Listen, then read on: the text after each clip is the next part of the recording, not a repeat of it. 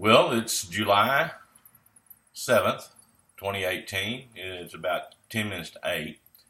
This is a second reading of Genesis.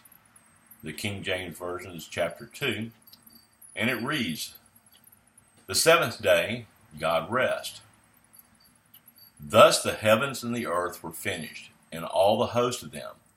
And on the seventh day God ended his work which he had made.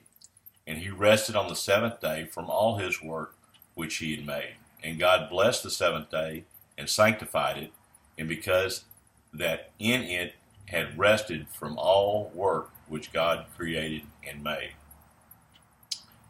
The creation of man.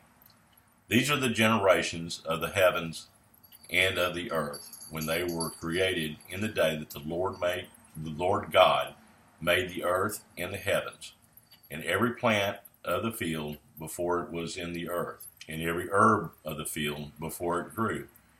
For the Lord God had not caused it to rain upon the earth, and there was not a man to till the ground. But there went up a mist from the earth, and watered the whole face of the ground.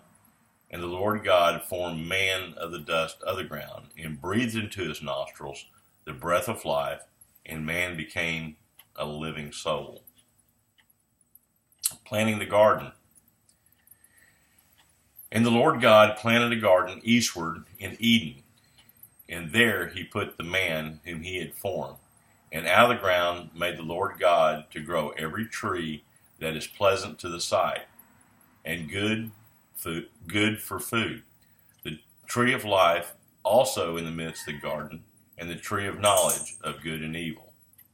And a river went out of Eden to the water of the garden, and from hence it was parted and became into four heads.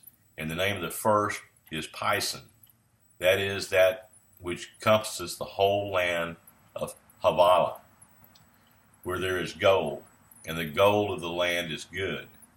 There is bdellium and onyx stone, and the name of the second river is Gihon. The same is that compasses the whole land of Ethiopia, and the name of the third river is Hiddekel. That is it which goeth forth the east of Assyria, and the fourth river is Euphrates. The forbidden fruit. And the Lord God took the man and put him into the Garden of Eden to dress it up and to keep it.